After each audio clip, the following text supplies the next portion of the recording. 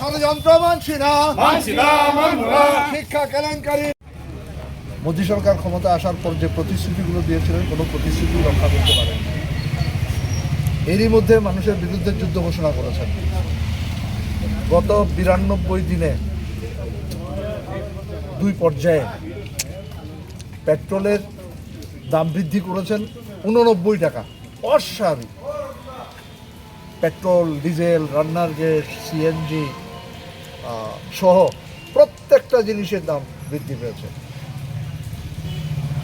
রান্নার গ্যাসের দাম বৃদ্ধি পেয়েছে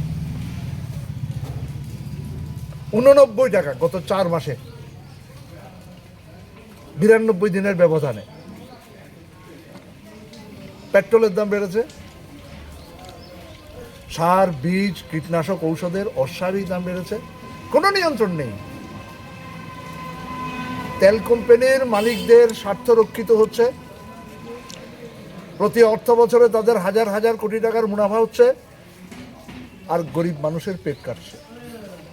পেটে ভাত নেই, হাতে কাজ নেই, পকেটে পয়সা নেই।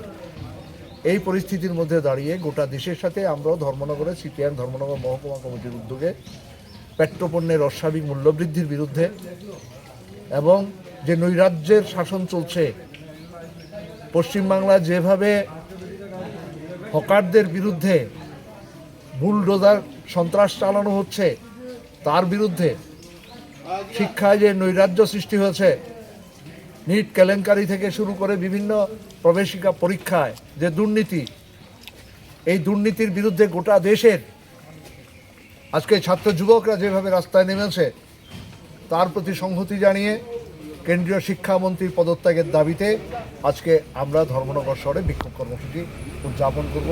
গোটা দেশের প্রতি, গোটা দেশে যে আন্দোলন, সেই আন্দোলনের প্রতি সংহতি জানিয়ে।